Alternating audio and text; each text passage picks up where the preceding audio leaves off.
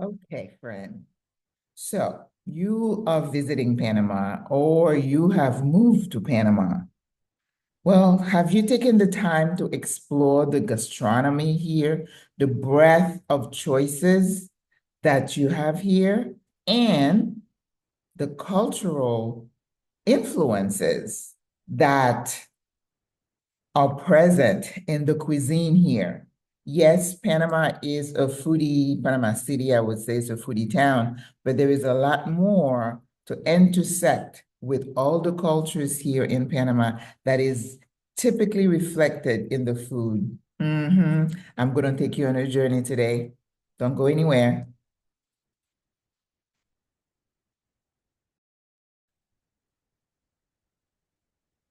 Friends, let me tell you, I am so excited to be sharing this with you this week. I have thought about it for weeks now, and it's a lot of work. So I ask for you to be kind.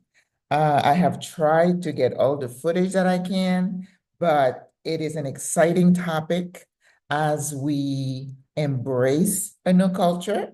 I think food, and of course, you know me and food, we have this close relationship, definitely is a huge part of the acculturation, I call it. As you embrace a culture, it's not just the language and the customs, but it's also the food. And Panama's culture, history is so intertwined with what we eat here. So my goal for this video is for you to not just eat at the fondas or go to the fancy restaurants, right? Eating burgers and fries and stuff. Oh my goodness, what's the fun in that? I know. My apologies if you love burgers, but I'm just so eclectic when it comes to food. I like to try everything as long as it doesn't move, right? So, a couple of disclaimers. I am a immigrant here. I remember my role, like someone always reminds me. And as foreigners and as people who are just, embracing the culture and living here, I think it's important for us to learn about the food that the people of the country eat. But my disclaimer is that I am a foreigner, so I don't know everything about what I'm talking about here. This has just been my experience and what I have researched. And of course, you know, I was going to investigate the food. All right, let's talk about, I get so excited. Let's talk about Panama's food culture. And before you can understand why people eat what I eat, you have to bring history into it, right? You all know that, but actually, I want to tell you that there is a museum here called Biomuseo. I'm putting a picture up here. It is on the causeway. It is a wonderful place to visit. And even me as a local, I go there I've been there more than once, right? It talks about the history of Panama from prehistoric, way back when to what it is today. So I think it's worth your while to go there and get some history. Um, and then you can walk to Malecon and then you can go get something to eat. It's a beautiful outing, a must visit. So I know I have friends in here that if I were to say something wrong, they would correct me. And I welcome that because I don't know what I'm talking about when it comes to food. I may be way off. So please, I accept it, I embrace it. Okay. So you guys know that Panama is like an isthmus. An isthmus is like a narrow stretch of land, and it's connecting two other countries. We're between Colombia and Costa Rica. So in the really old days, as we should know, that the land was inhabited by the indigenous people. Now, there are people try to erase history. We're not going to get into that. It is what it is. It is their land, and they were here first before the colonizers came. So when you had the indigenous people here, and of course, most of their diet included things from the earth because, they have such a close relationship to the earth. So a lot of roots like yuca, plantain, niame, and of course they kill wild animals to get protein and they eat leaves. And corn was a really big part of that diet. And also, it was a sustainability because they were able to exchange things so they can live off of the land. So to this day, in the indigenous culture, corn is very prevalent. So that if you go into the interior or you go to a fonda, you're going to find corn products. Now you go to the farmer's market, you have fresh corn, but you also have corn tortillas, you have corn empanadas, yuca, they have caraminola. I always mess up that word.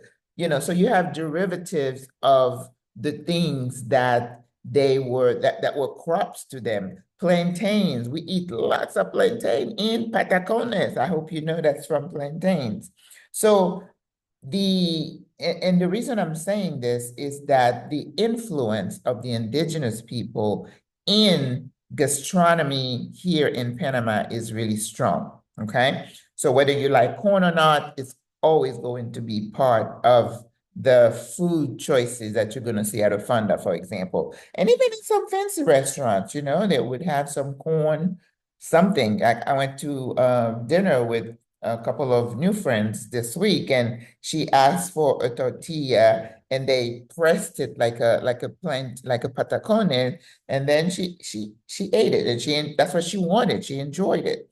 So the thing about Panama is that it's such a fusion. We are all here. We embrace each other, and we enjoy each other's food. Okay, so if you go on a trip, on a day trip, for example, let's say you're gonna go to San Blas and you ordered lunch, you're gonna get rice and peas, you're gonna get fried fish, you're gonna get patacones, and you're gonna get maybe a little bit of salad. Okay?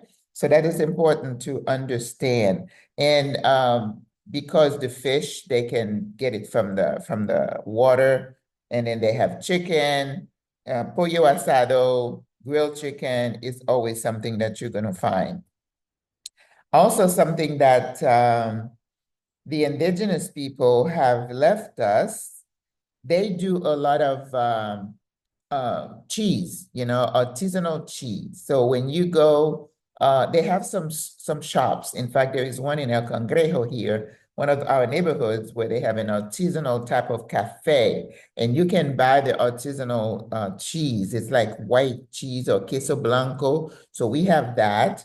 They also have what we call hojaldre. Hojaldre, I'm not sure the origin of hojaldre, which is the fried bread that we eat in the morning. It is so yummy. Oh my God. And I think El Trapiche has a sandwich that they made that is their creation with hojaldre. And if you go to Sabroso, Panama, you can also get a hojaldre sandwich. So again, my goal with this video is for you to be open to exploring something different, something that is truly cultural here in Panama. Okay?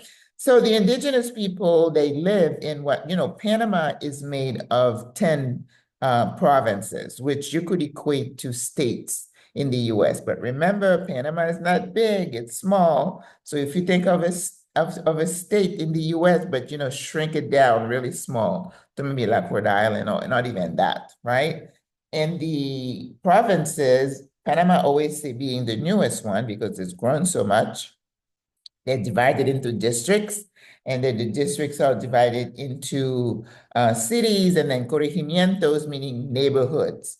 But for the indigenous people, they fought to retain rights to their land. So in Panama, we have what we call comarcas. Comarcas are regions where the indigenous people live with their culture. They love to be in nature, of course, and they have their own local laws. So that's why if you wanted to go to San Blas, for example, you can't just decide to take your car and drive in.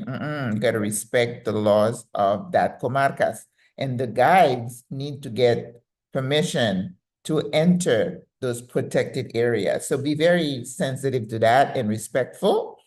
Also, in those indigenous communities in Panama, we have 7 major groups. They probably have other smaller little enclaves, but the Embera group is the one that you would find in areas like Chiric.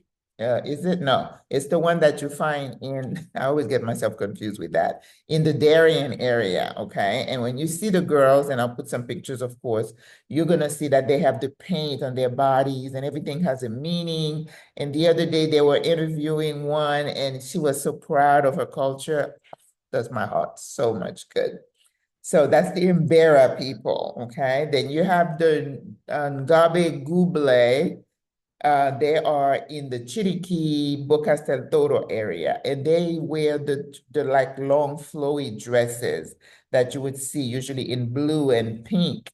Then you have the Guna Yala people. Those are the ones that are in the San Blas area. Well, they have other smaller ones, but those 3 are the major ones and the largest groups.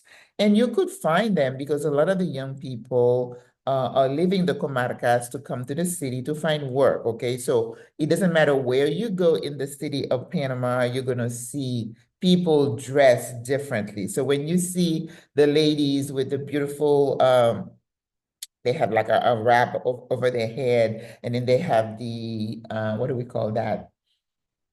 Oh goodness. The mola, they have the mola shirt, and then they have the beads on their legs. Those are the Guna people. And then if you see the body art, those are the Embera people. So just kind of remember those 3 and you will be fine. And the food kind of mixes and matches. They may have some different little influences, but those are the indigenous people and the things that they have left us and the Carimiñolas, oh my God, it's like yuca, and then they fill it with some meat and cheese and fry it. Oh, all right. The next group we want to talk about are the Spanish influence. Of course, you know, in the 1500s, they came and invaded Panama and they colonized most of South America, Central America. We share that history, unfortunately. But you know, when they come, they bring their culture. So there is a lot of, if you go to certain restaurants, they have Spanish restaurants. They have, what do they call that? They have the dance, you know. It will come to me. So you see the Spanish influence here in Panama. So you have Spanish restaurants, and if you go to the stores, a lot of olives and capers, a lot of tomato products, and some of the food that they've left us also would include things like, I want to say the guacho is a mixture of Spanish and maybe Indigenous Caribbean, and I'll show you a picture of the guacho in a minute.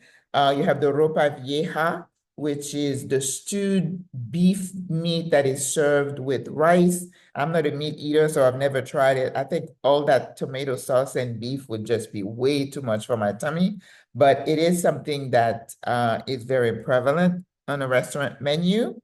And also the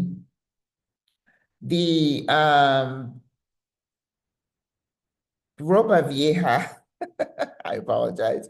The ropa vieja is also the national dish of Cuba. And of course, Cuba had the same Spanish influences. So we can't get away from our history. And Panama does not try to shy away from its history.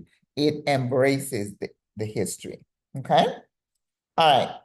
So now we have the Caribbean influence. Oh my gosh.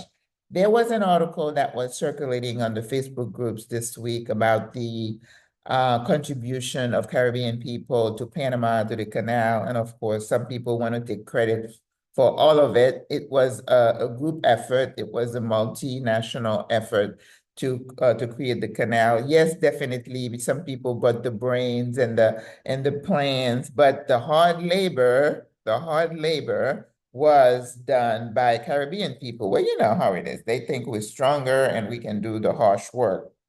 Anyway, so when the French, when they tried to do the canal and then they started dying because of disease, they went and recruited people from the Caribbean islands, like Jamaica, Barbados, Trinidad, Tobago, and a lot of those people did not leave. So we have that cultural influence here in Panama. So that's why the cuisine, you have a lot of rice and peas, the fried fish, you have the jerk chicken, or what is it they do in Jamaica? Brown stew chicken, with the gravy. And then I might throw some ahi, some peppers in there just to kind of coalesce all the different cultures, but we have it all here.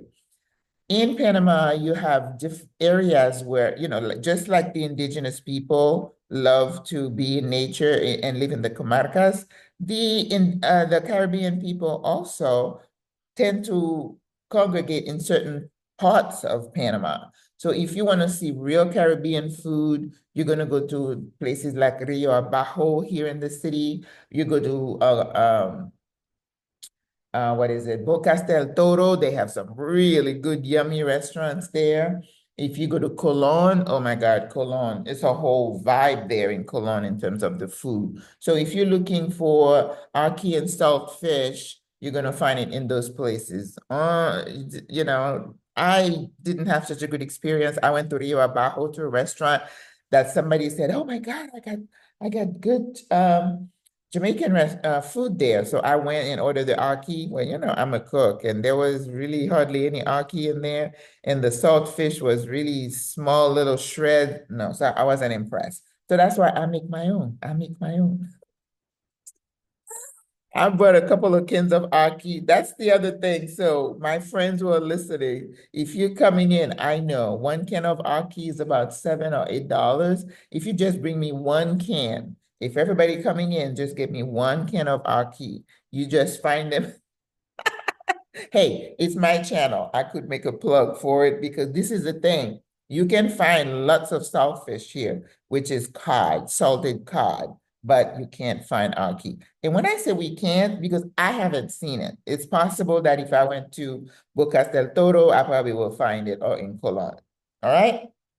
So the Congo culture, and the thing is with Panama is if you go to a cultural event, or it could be any kind of feria or whatever, just like you're gonna see, oh, I forgot to mention the pollera. The pollera is definitely something that we inherited, or the Panamanians inherited from the Spanish culture. I forgot to mention that.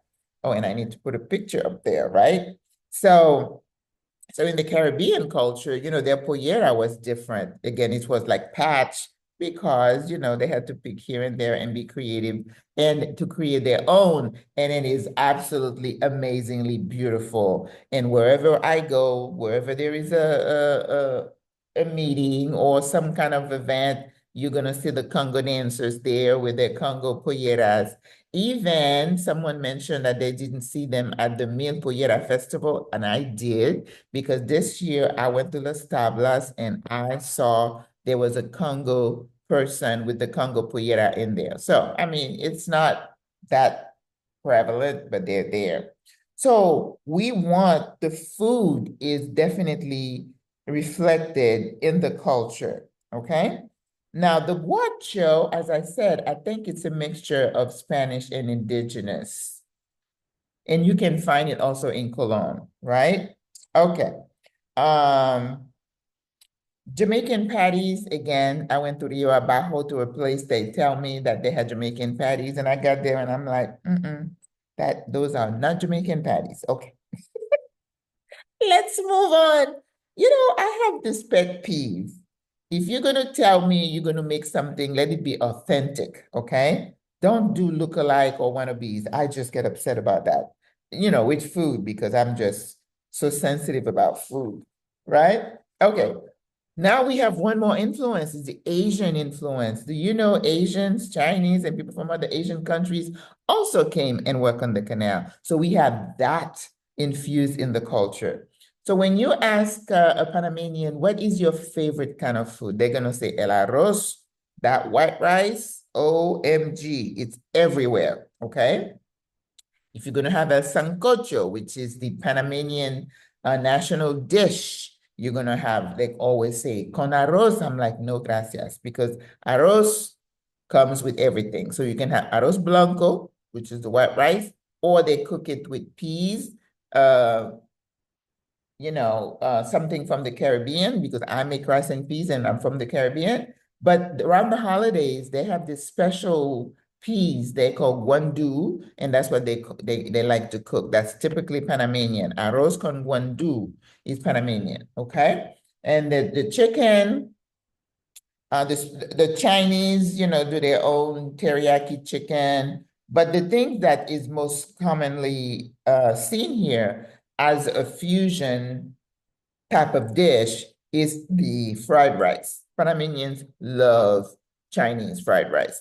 Another thing that I see a lot in the cuisine here is Panamanians use a lot of soy sauce, and they call it salsa china, okay, Chinese sauce. But you and I know that soy sauce is very high in salt. So I caution you, my sisters, in Panama to use it sparingly, okay? Personally, I am almost allergic because it makes me swell. My face will swell up. That's why I don't eat a lot of Chinese food. Now, they also have, what do they call these things? They have these little dumplings, and I think I wrote them down so I don't mess it up. If you go into any, and that's another thing, in Panama, the Chinese, even though they tell me they make up about 4 to 5% of the population, as compared to about 13% of the indigenous, and I think the Afro-Caribbean is a lot larger, probably in the 30%. I don't see them around a lot. The Chinese, you will find them in their stores. They're working. I don't see Chinese people on the metro. I don't see Chinese people on the buses. That's very interesting. I haven't figured that out yet. But most of the small bodega type convenience food stores are owned by Chinese. It doesn't matter where I am in the country. I could be high in the mountain of Cocle in Penanome, way up there, and they have one little store. It's a Chinese family, and they, of course, they hire their family. So they're very industrious that way. But if you go inside any of those little stores, they would have like something that looks like a hot, what do you call that? When you do food that you plug it in. I forgot what they call those. But inside that little that thing that's on the counter, they're gonna have these little dumplings that are filled with pork and shrimp, and they call them sumai, right? So that is very prevalent here in Panama. And you go in there while you're getting your potato chips or whatever, and you see they take a toothpick, and then they pick up like four, put it like in a cup, and that's like for $1 or something. And you see the locals come and just eat it. It's not for them, the Chinese, it's for the locals. They love sumai. And then the other thing that they like is jumpao, which are the steamed buns.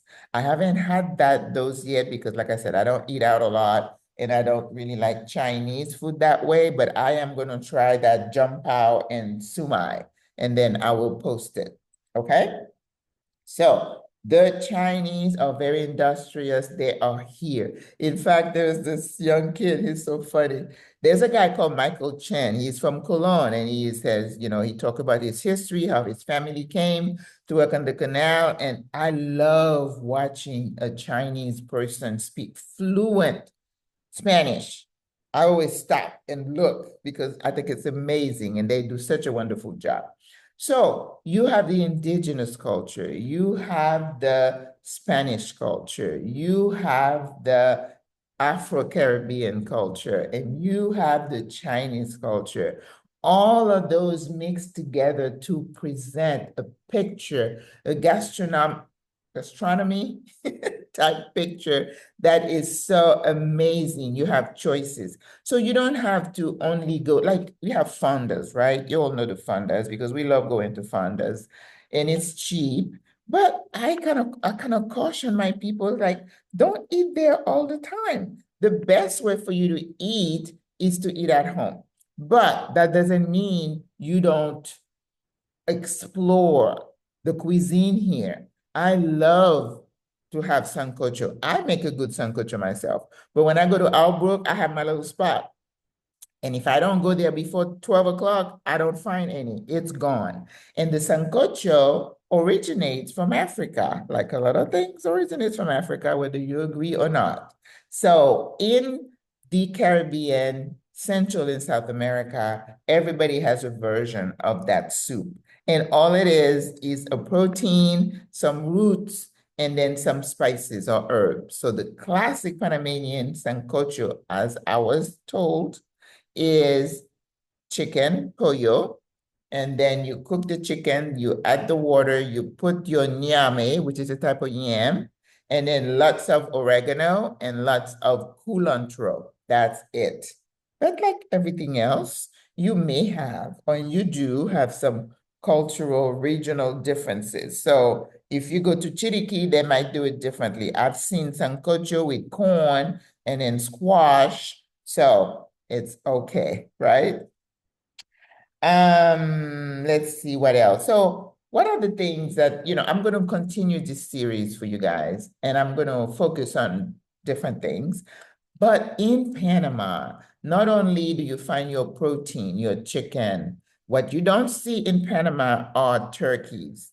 I went to Costa Rica and saw some wild turkeys. Turkeys are imported here. You will find some in the frozen section of most of the food stores. I was in Orlando the other day when I was there in February, and I tried to get a whole turkey for a party. I had a hard time. I'm like, what's happening here? We can find that in Panama. Okay. No, so chicken, pollo asado, you're gonna find that all over the place. That means grilled chicken, and they put it on a real grill. Okay, so pollo asado, arroz blanco, arroz con pollo, patacones, pescado frito. Okay, I can eat that pescado frito every single day. Yes, I could if if I wanted to, because it's so good. But ropa vieja, if you go to a restaurant, you're gonna find it. I'm probably not gonna eat that because I don't think my tummy would support that. Sancocho, the older population, if I go to a single, a simple fonda, and I look around lunchtime or anytime, the majority of the older folks are gonna be eating sancocho. I guarantee it. Next time you go, take a look around, okay? The other thing they love is if you go to a fonda, they're going to have some kind of pasta. Again, an influence from the Spanish. They're going to have some kind of pasta with the rice, with the patacones. Oh, too much carb, too much carb. What else do they have? Sometimes they'll have white rice, they'll have lentejas, they call it. But usually they give me only a little bit of lenteja and a lot of arroz. They're very generous with the arroz, okay? And that's why even the government, sometimes they set up some station, people come and get bags and bags of white rice for free. I know it's cheap, but it's not so healthy. It increases the risk of diabetes, with everything else that we eat. But other things you're going to see here in Panama are the guacho. Now, I'm going to make a guacho. Guacho is a soupy rice dish. That kind of reminds you of, what is the other one that we do in Spain and in Europe? It will come to me. Oh my God, my brain's not working today. But it's a soupy rice soup, and then you can put any kind of protein that you want in it. So you can have guacho de macarones with shrimp. You can have guacho de pollo with chicken. And what they like a lot here is guacho de rabito. Rabito means that's a term of endearment to talk about tail. Like when I went last time to get The oxtail, I say quiero un rabo de vaca, right? Or if you say rabo de cerdo, that means it's from a pig's tail. Ew, okay. But they love the rabo, guacho de rabito, okay? So I think if I'm gonna try it, I'm gonna stick to the shrimp. Yeah, I don't think I need the rabito. Um, what else do we see? We see papas fritas, yuca. They fry the yuca, which is it's really good. Fried yuca is good. What else do we see in terms of food? Now, I want to say this kindly, but the Panamanian diet is not really into vegetables, okay? They love their fried fish, grilled chicken, lots of rice. You may find a little salad on the side, you know, a little lettuce, tomato. Sometimes they have shredded cabbage, like in a coleslaw type dish. You may have a little bit of that. I've seen that around, but you're not gonna see broccoli and all kinds of green veggies, but I see broccoli at the farmers market. So I don't know if it's for the restaurants, but I don't have any trouble finding broccoli here. And they even have asparagus. They have Brussels sprouts, but I don't see those if you go to a funda. I don't know if you go to a restaurant, you can find them either. So it's really odd. But you have to be intentional about getting your vegetables. And if you're eating out of fonda every day, you're probably not getting your vegetables. Sometimes I see a mixed vegetable dish that looks like it comes from a can or something, and you know, I'm a little bit bougie about that, and I don't like vegetable from a can, but anyway. For breakfast, there's the hojaldre that I talk about, which is a fried bread that is so yummy. And empanadas galore. You know, you can have empanadas anywhere in Central South America, the Caribbean. We love empanadas. My first introduction to empanada was in the mountains of Chile. We were on a bus trying to get to La Serena, which is where they have all the concerts. And then my driver said, okay, let's stop here on the side of the road. And then there was a little wrinkled up little lady, had like a little stand, and he said, this is the best. The little lady kneaded her dough and everything, and she put that on, and she did the edges and put it on the fire. Oh my God, that was the best empanadas.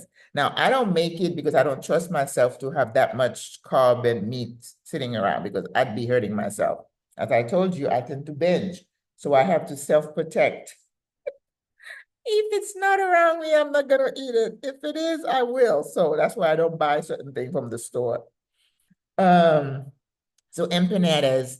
So in the morning, you was gonna see like a little cart, and you see people in line, especially by the metro or the bus stations. You're gonna see the little cart, and if you look in, you know, even in front of the multi-plaza, they have them in front of the mall. And what you're gonna see is gonna be fried hot dogs looking like, yeah, they do chorizos. You know, Panama makes its own chorizo, so chorizo tableños. Okay, you're gonna see them.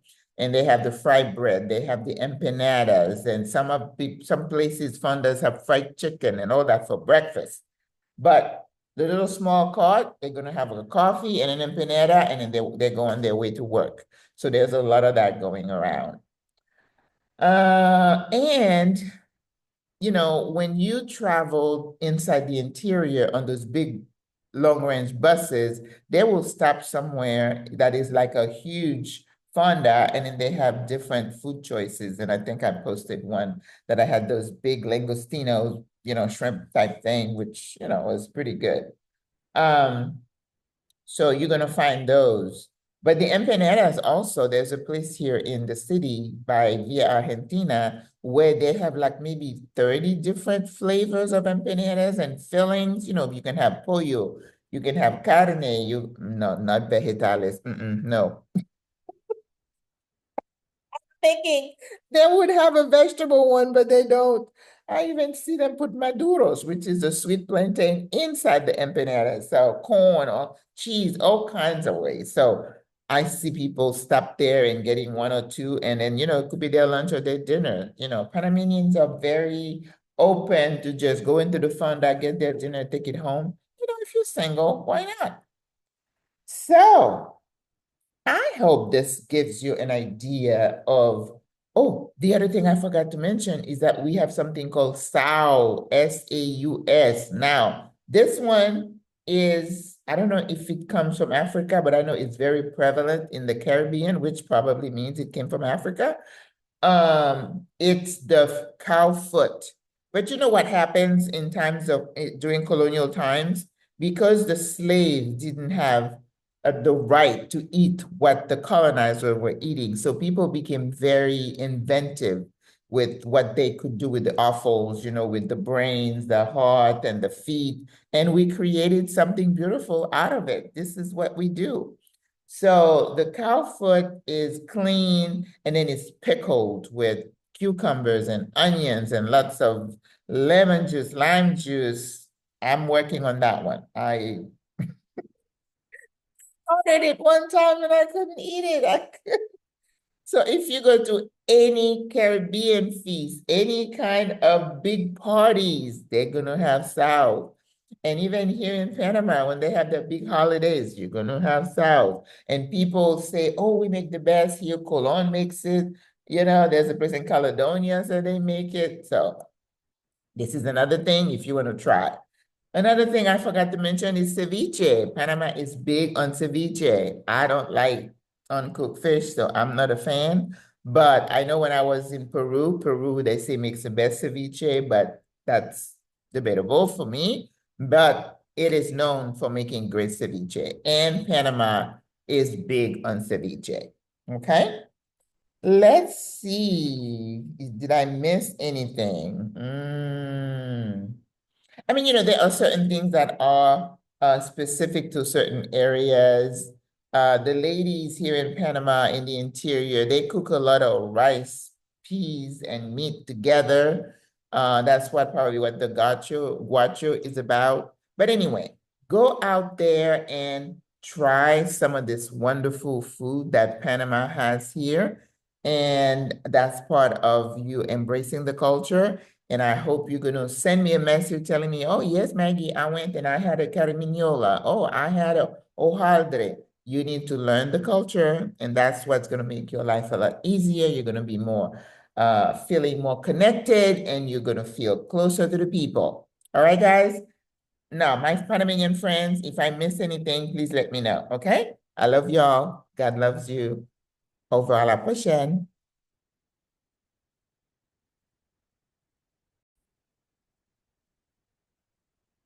So, did you enjoy this journey through time and centuries and places and taste as we discover our no home Panama?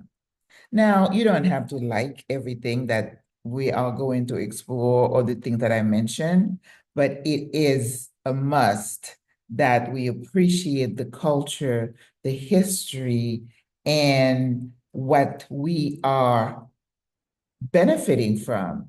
I mean, I love that corn tortilla. Let me tell you, it's not the healthiest thing, but boy, oh boy, it is so good. So I'm committing myself to continuing the exploration in a more intimate setting as for the next few weeks as we explore in more details the culture of Panama as reflected in the food. So I hope you're going to continue to watch, to listen, and that you're going to be going around and testing some of that food because you never know. You might fall in love with something. If you remember when I first got here to Panama and I had that first smoothie, it was like I was hooked. So you just never know. Keep an open mind.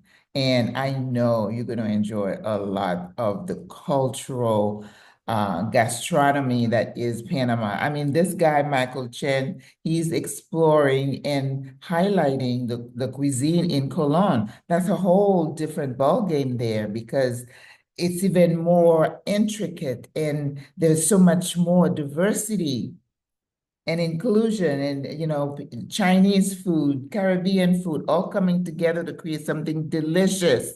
So keep an open mind. So thank you so much for watching and for hanging with me today. And I hope I get to see you in the next video, that you're going to continue to be curious as we discover our beautiful home of Panama. Panama, te amo. God loves you. I love you. Au revoir, à la prochaine. Bonne journée. Bye.